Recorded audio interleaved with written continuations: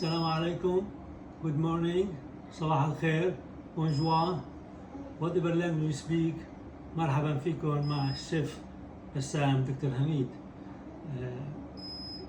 As you have been accustomed so far that when there is delay, you always say there is a technical problem. So indeed we suffered from and experienced a technical problem. So today, like as we promised, we're going to be talking about exploring the traditional food of Gaza and the art of the culinary and the culinary art of Gaza. So it's been a pleasure to first collaborate with Life for Relief and Development, who were supportive to us all the way from technical issue to technical issues to collaborate with us to be the basket for the money that will be donating soon if you have not done so far. And I'd like also to thank all those people who helped me for this mission, which has been extensive and exhaustive a little bit. Most the acknowledgement and the thanks go to Mr. Iyad Chanabli and his wife and his wonderful 3 daughters and wonderful son, who've been tolerating their Uncle Bassam all the way with all the stress and the pressure to prepare for this program. As a start, we're going to start with breakfast as we promised you. The Palestinian, the Gazan breakfast and the Palestinian at large is constitute usually people eat eggs. Those can be broiled, they can be baked, they can be different ways.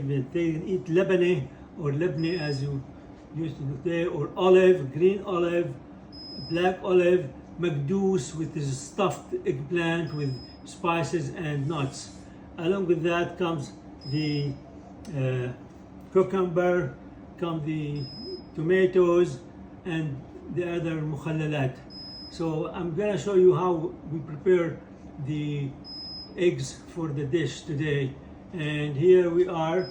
As you see, we have here the pan, and we're gonna add olive oil.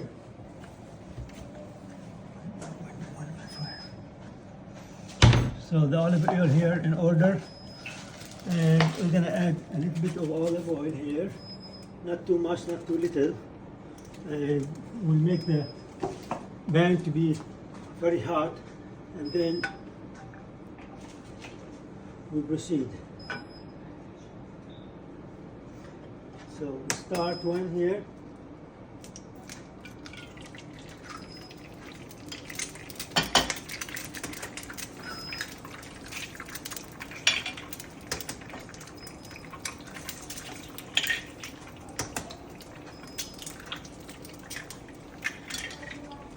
Then I will make sure that they will not get sticky with the pan, and then I will flip them upside down without stirring.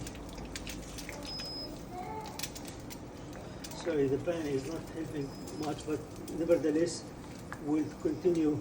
My intention was actually to have the white of the egg, which is the yolk, surrounding the yellow part, but this pan, which unfortunately I have not used before, didn't help us do the trick. But nevertheless, you get the concept at least. And we add to this some spices like a black pepper and just a tinge of salt for those who like salt, and to give it some flavor, which is I recommend as a chef. As a chef, I recommend to do that. So, and then here, once this here. Okay, so it's a little bit became not the dish I wanted. It became like mixed, which is not the intention really. It was meant to keep the integrity of the egg and just flip it upside down, and then that takes even less time, about probably 45 to 1 minute. But nevertheless, that's look delicious as well. And I have tried this myself before in the process of mastering the culinary of egg in my classes. And okay, it seems like good. And unfortunately, Mrs. Chanabli was asserted that I used their band, not the one I brought with me. So probably she has good intention, but unfortunately, but it looks really, honestly, it looks awesome. And then we're gonna show you how it looks, and we'll put it here. All right, very good. Then we'll have some pepper, and we'll give some pepper in it. Usually, I put the salt during the process, so we stir it, and the pepper and the cumin.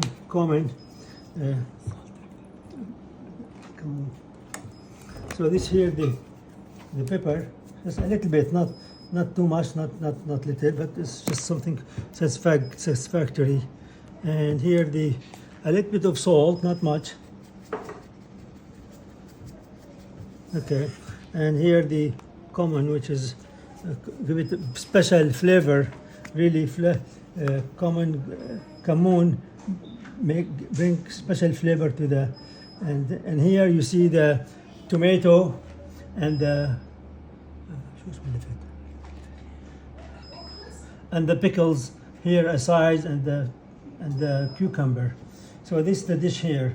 Now as far as the Lebanese, it comes in two forms, as you see here. One form is the regular Lebanese that people are used to have it done. This start as a yogurt, then actually start as a milk, and the milk become yogurt. I'm putting this putting the yogurt in a simple bag, make a lot of this serum just escape the bag, and then you can take this leftover, which is like dough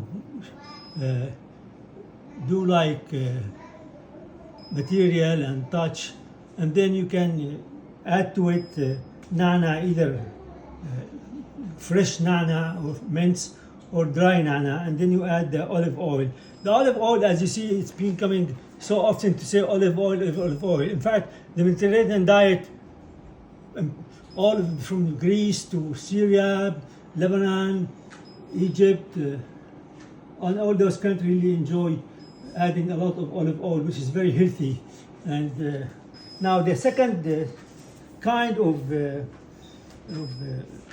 Lebanese is a little bit exotic, and then we reach to that degree where it's like dough, and then it needs a little bit more dryness, and then you add up front the spices to it, including some salt, some red pepper, and then you go ahead and roll it over, and you stack it in a bag.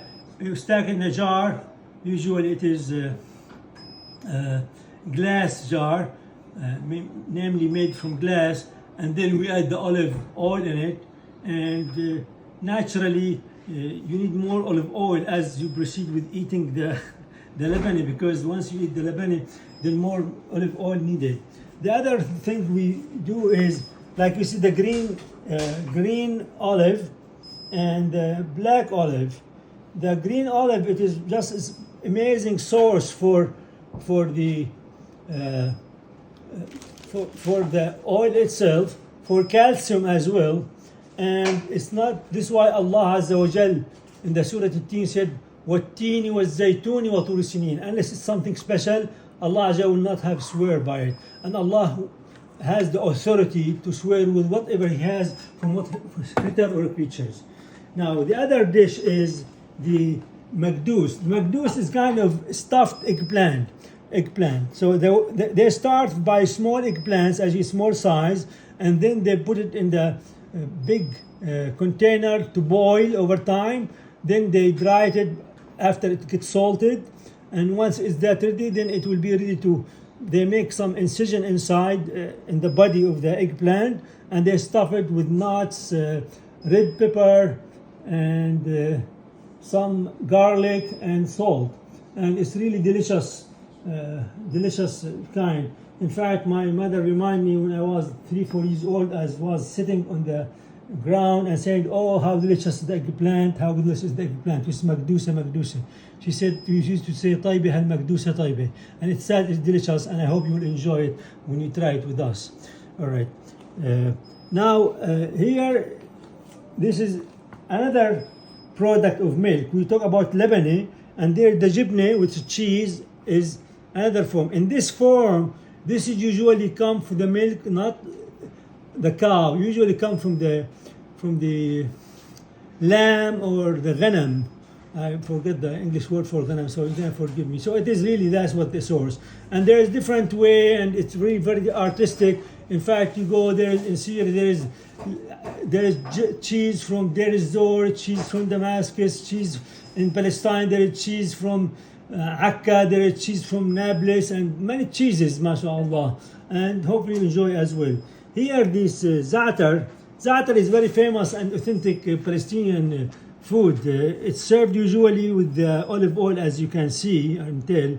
So there is a plant, it grows naturally in the wild, and just people take it, dry it, grind it, and add to it some sesame seeds and other spices, and just mix it together nicely, certain amount of ingredient, but mainly the za'atar plant is the main plant of it, and it becomes delicious dish. As far as the breakfast, I think I covered what I wanted for breakfast, and then the other blank dish we covered with the snacks in the second piece. So the second piece is for the eggplants, which is it's bigger size than the one we use for the stuffed eggplant. So it's usually about half pound or 1 pound or more eggplant. We take it, we wrap it with saran, and then we put it in the oven for 350 degree, and then when it's ready, you see how it looks. It looks like this from the outside. It is very very black. Some Palestinians will say mshahara, which is destitute, but the Palestinian people have never been destitute. And as long as we have all the crowds and the people from around the whole universe standing by us as Palestinian, standing for the justice and peace and love for the whole humanity, we will never be destitute. Then we'll add to it a little bit of tahini. Tahini is a sesame seed extract or sesame seed oil. Probably you may add like half tablespoon of sesame seed, and then probably you may add about 1.5 tablespoon of yogurt, and then you add some salt, and you mix them all up around like this, and make them very nice homogeneous material, and then you pour it to the dish as you see here, and it is very authentic to have it covered with olive oil, tomato minced, and tomato slices, small slices, and minced parsley. And usually this will be served by bread, and so usually go like this and say Bismillah from in front of you, and then you can go a little bit and then say Bismillah. Delicious, awesome. I wish you were with me. And sometimes probably once we start to do those live courses for the Palestinian culinary arts, then you will be able to taste by yourself, and not only just bring you here for donation and I love you bye. No, it's not that the way. The way we need to experience the culinary arts, which is the Israeli government try to efface and try to disfigure. And here this culinary arts. Okay, so this is here the snacks. The snacks we can do the squash in the same way. The squash will be prepared as such. Now we have a tuna dish. The tuna dish, we bring the dish. We bring the tuna. Tuna comes in three cans. One which has water, the second has vegetable oil, and the third has tomato sauce. The one you want or you need is the one with water, and until she brings it, Mrs. Hamid will bring it, and then we'll see what we can do. So we'll open it as such, and this is just very simple to. Oh, this one the hard one to open. So you open it, and you take all the water from it, and then you will add 1 teaspoon of mayonnaise. So 1 teaspoon of mayonnaise, and you mix it very well with the lemon juice. Once it's mixed very well, then you bring a slice of bread, exactly the same slice like this one. You slice it like this one, and you put the tuna on the lower layer, and then you bring after that avocado, which is we already have it here prepared for you.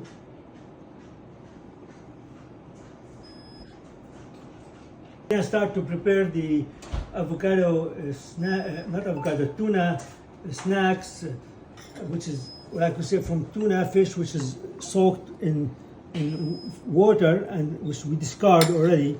Then we're gonna add some mayonnaise to it. That's a little bit too much mayonnaise, sorry. So we're gonna take it back a little bit here, and we're gonna add some lemon juice. I see everything natural and we bread from scratch, not already made. Okay, and then we mix them together.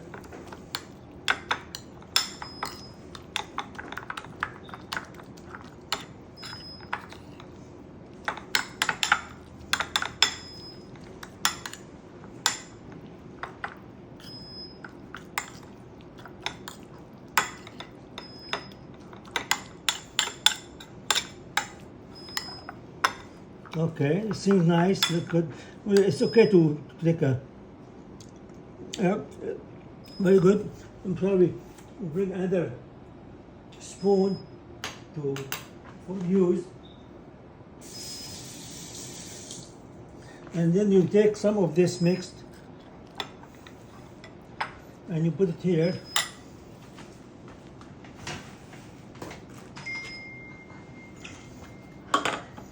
And some tuna here. Like what you say, usually people prepare few sandwiches at the same time. So this way you don't waste the tuna, and the other way you'll be serving more than one person. So like this, and then you come to the avocado and you add avocado to it. And then after the avocado, just you need a knife, no sorry, a fork here, and you put you put some tomato slices, and here you're ready. And then all what you need is to make your teeth work after you spent like a few times Bismillah.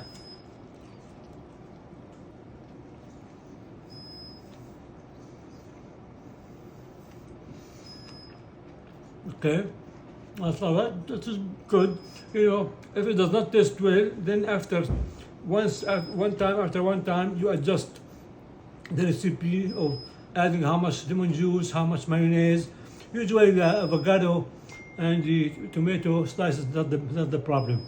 And the kind of bread you can use either wheat bread, and if somebody accustomed too much to the white bread, then they can use it. Here our recipe for today. Next time we're going to do some fish, some of them stuffed and some of them are baked or prepared on charcoal. Thank you very much for your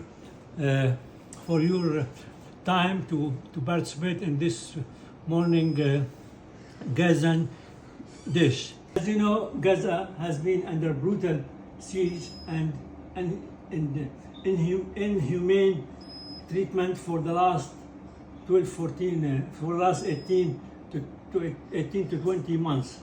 There's about 61,000 dead and more than probably 100,000 are wounded, casualties. Most of those people are women, children. The children top 25,000, and the elderly people top 18,000 people. So this is very humane. No doubt, no human being should be deprived from water, deprived from food, deprived from source for energy. People died in winter from the lack of energy, and the hospital, there is no energy for the hospital. People dead on the spot there. Also, there is no good sanitation in the Gaza Strip. All the power of energy were demolished by the Israeli air forces, and there was no food. Now there is very dire starvation in Gaza, and the elderly people suffering more and more, despite the effort of so many humanitarian organizations like Life and others, despite the intervention of the United Nations, who was generous to donate لقاحات شر الأطفال. Still there is a lot of deficiencies. In fact, all these does not really account for 10% of the need for Gaza, from food and medication. We ask you to stand up for the right cause. We ask you to stand up for humanity. We ask you to stand for justice and kindly donate generously. It's gonna be count for you that your